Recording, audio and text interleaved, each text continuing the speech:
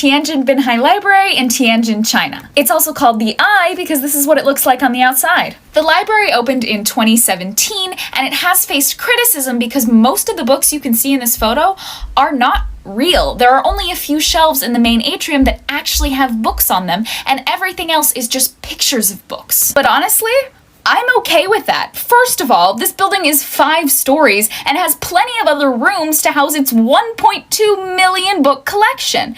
And secondly, libraries should be community gathering spaces as well as collections of books, and having an atrium here that people really want to see totally achieves that. People come just to see this, and then they stay and they pick up some books, and everybody wins. And it totally works. In the first weekend it was open alone, 15,000 people visited the Tianjin Binhai Library. Also, the ball inside is an auditorium, which just adds to the community gathering part. I was very surprised to learn that the architecture firm that designed this beautiful building, MVRDV, also designed the Marble Arch Mound in London that I talked about in my last video.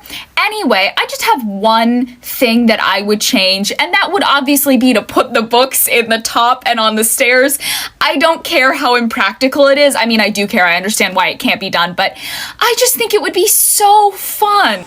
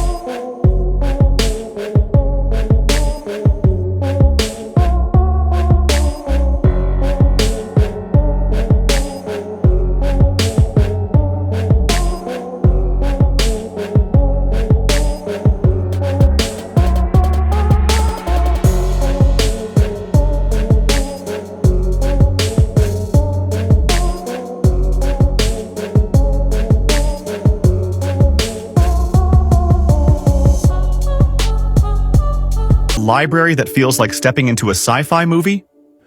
The Wormhole Library in Haikou, China, designed by mad architects and led by Ma Yansong, is a stunning, futuristic building with curved walls and massive circular openings that resemble a wormhole or portal through space.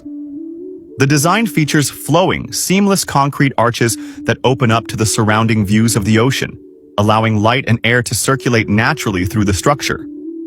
Inside, the curved walls and floors create a sense of continuity, with reading areas and open spaces that feel almost surreal, as if they defy the traditional boundaries of a library. The architecture encourages exploration, with each turn revealing new views and perspectives. The Wormhole Library is more than just a place to read. It's an immersive experience that blurs the line between the real and the imagined, connecting visitors to nature and architecture in a completely unique way.